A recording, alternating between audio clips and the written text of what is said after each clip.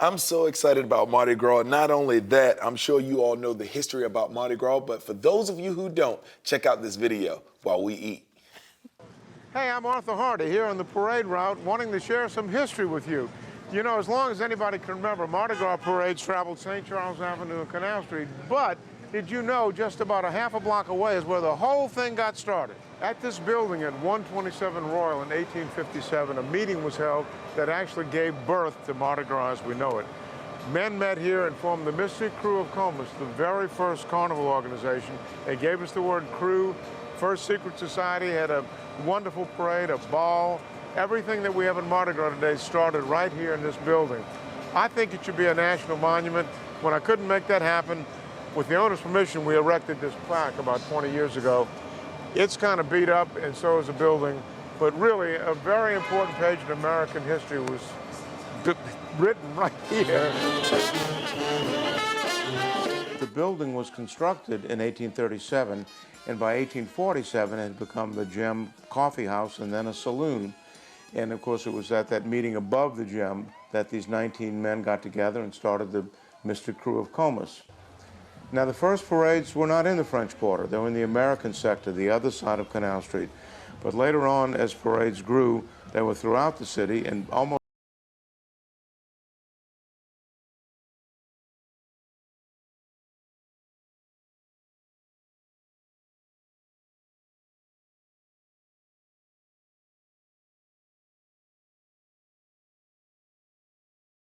Avenue and on Canal Street. Now, Mardi Gras existed before the birth of Comus, and actually it consisted of just people walking around in masks having a good time. But by the 1850s, it got violent, and the press called for an end to the celebration. Had it not been for the men who founded Comus in the building at 127 Royal, it surely would have died, and we would have none of the celebration we have today. Now, parades in the 19th century looked nothing like what we see today. You had a very literate public, and the themes dealt with literature and mythology. In fact, most of the crews in the early days, and many today, still are named after characters from mythology. Today, there's a lot of emphasis on throws that you catch on the floats, but really there's still some tremendous artistry and creativity in float design. There's no theme for Mardi Gras, but each parade has its own theme, and the older and larger crews, the ones with the big budgets, have some outstanding artistry on display.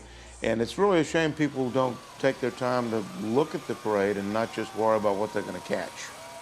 A lot's changed since that single parade in 1857, but one thing that hasn't is the tremendous crowds and enthusiasm of people that come to see Mardi Gras, whether they're from out of town or locals.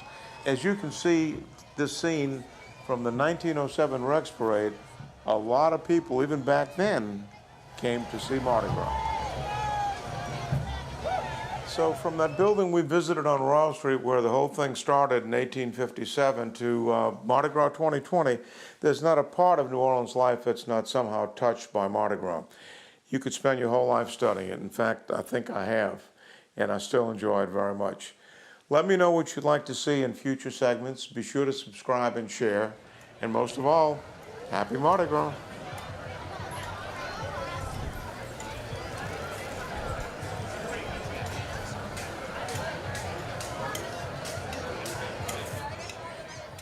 What a great video. It's nothing like knowing your history about Mardi Gras.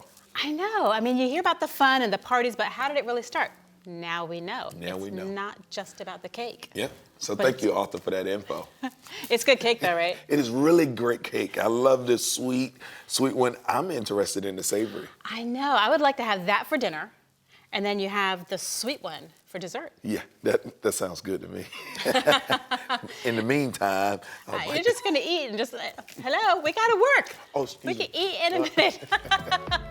I don't know about you, but I am so excited for Mardi Gras. Bring it on, I'm ready. I got the beads, I got the cake. Let's go party. Hold on, Karen. February is not just about Mardi Gras, it's also about Love Month. And speaking of Love Month, we have a relationship and intimacy coach when we come back.